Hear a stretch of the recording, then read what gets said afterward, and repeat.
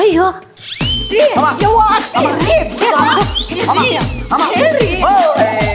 ಏನ್ ಮಾಡ್ತಿದ್ದೆ ಕಣಮ್ಮ?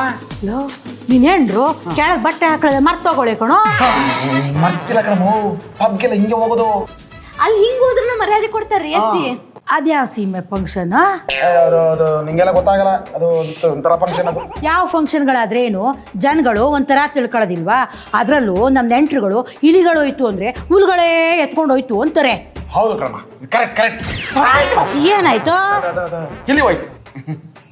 ಏಯ್ ಹೋಗು, ಸೀರೆ ಕಟ್ಕೊಬ ಹೋಗು. ಅತ್ತಿರಿ, ಈ ಕಾಲದಾಗ ಸೀರೆ ಯಾರು ಉಡ್ತಾರ್ರಿ? ಸೀರೆ ಬಗ್ಗೆ ನಿಂಗೆ ಗೊತ್ತಿದ್ರೆ ಇಂಥ ಮಾತುಗಳು ಆಡ್ತಿರ್ಲಿಲ್ಲ ನೀನು. ಸೀರೆ ಒಳಗೆ ಅಂತದೇನು ವಿಶೇಷತೆ ಐತ್ರಿ?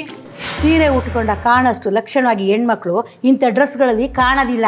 ನಮ್ಮ ಕಾಲದಲ್ಲಿ ಮನೆಗಳಾಗ 8 ಮಕ್ಳು ಇರ್ತಿದ್ವು. ಯಾಕೆ ಹೇಳು? ಯಾಕೆ ಅಂದರೆ ಶಿಸ್ತಾಗಿ ಸೀರೆ ಉಟ್ಕೊಂಡು ನಮ್ಮ ಗಂಡನ್ನ ಸೆರ್ಗಲ್ಲಿ ಗಂಟು ಹಾಕತ್ತಿದ್ವು.